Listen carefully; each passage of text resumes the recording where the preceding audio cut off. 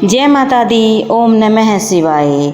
नमस्कार दोस्तों, डिवाइन भक्ति चैनल में आपका फिर से स्वागत है। आज हम कर रहे हैं सर्वपित्र अमावस के बारे में। सर्वपित्र अमावस, हम सब अपने अपने पितरों से प्रार्थना करें। हे परम पूज्य पितरगण, हम आपको सादर प्रणाम करते हैं। हमारे द्वारा किए गए श्राद्ध, तर्पण, दान, कथा, अध्याय का श्रवण स्वीकार करें। आपकी आत्मा परम शांति और लोगों की प्राप्ति करें।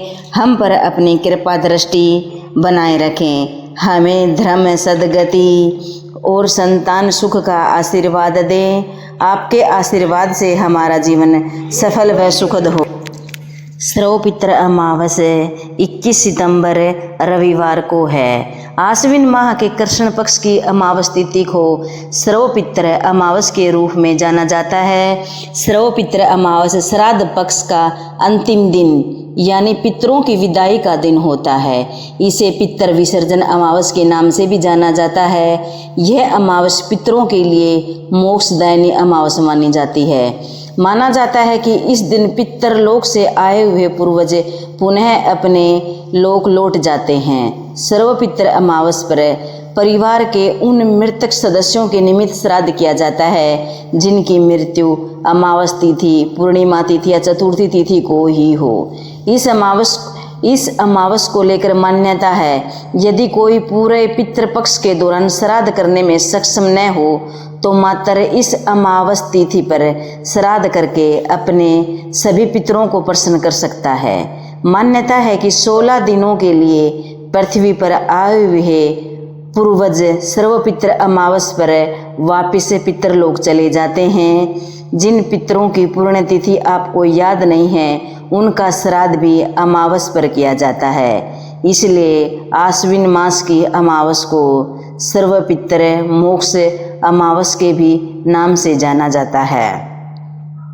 सर्वपित्र अमावस पर पितरों को प्रसन्न करने के लिए कुछ विशेष मंत्रों का जप करने का विधान है। मान्यता है कि इस दिन किए गए मंत्र, जप, श्राद्ध क्रम, ब्राह्मण भोजन व दान आदि से तृप्त होकर पितरगण अपने लोक वापस जाते समय अपने पुत्र, पोत्रों, परिवार को सुखमय जीवन का आशीर्वाद देते हैं। सर्वपित्र अमावस पर कुछ ऐसे अनुष्ठान किए जाते हैं जिसे न सिर्फ जातक को पितरों का आशीर्वाद मिलता है बल्कि मृत पितरों की आत्मा को मोक्ष की भी प्राप्ति होती है। सर्वपित्र अमावस के दिन प्रातः काल स्नान करके स्वस्थ वस्त्र पहनकर पितरों का तर्पण करें और जौ के आटे, तिल व चावल से बने पिंड अर्पित करें। सर्वपित्र अमावस पर बने भोजन को सबसे पहले गायें, कौएं, देवता, चींटी व कुत्तों के लिए निकालें।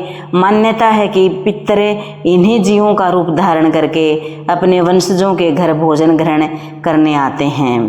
पंचबलि देने के बाद ब्राह्मणों को भोजन कराएं, दान दक्षिणा देकर उन्हें संतुष्ट करें। इस दिन हवन व ब्राह्मणों द्वारा गरुड़ पुराण का पाठ करने का विधान है। ब्राह्मण भोजन करने के पश्चात सभी सदस्य एक साथ बैठकर भोजन करें और पितरों की आत्मा की शांति के लिए प्रार्थना करें। पितृपक्ष की अमावस के दिन प्रातः पीपल के वृक्ष के नीचे पितरों के निमित्त मिष्टान व शुद्ध जल की मटकी रखें तथा वहां दीपक जलाएं। पितृमोक्ष अमावस पर अपने पितरों के निमित्त चौमुखी दीपक प्रज्वलित करें। यह दीपक सूर्यास्त के बाद जलाएं और ध्यान रखें कि इस समय इनका आपका मुख दक्षिण दिशा की ओर हो। सर्वपित्र अमावस पर ब्राह्मणों को आदरपूर्वक भोजन कराएं और दान दक्षिणा दें। पितरों की आत्मा को तृप्ति मिलती है। मान्यता है कि इस दिन यदि आदर भाव से पितरों के निमित्त श्राद्ध किए जाएं तो न केवल पितरों की आत्मा को शांति मिलती है बल्कि घर में, परिवार में सुख शांति बनी रहती है। कहते हैं कि पितरों द्वारा पालन किए गए श्राद्ध नियमों को देखकर पितर अपने वंशजों से बहुत प्रसन्न होते हैं और धन संपत्ति का आशीर्वाद देते हैं। सर्वपित्र अमावस पर श्रद्धा कर्म करने वाले व्यक्ति को पितृदोष से छुटकारा मिलता है, जिसे जातक के जीवन के प्रमुख क्षेत्र जैसे नौकरी, व्यापार, वैवाहिक सुख, संतान सुख, आरोग्य की प्राप्ति होती है।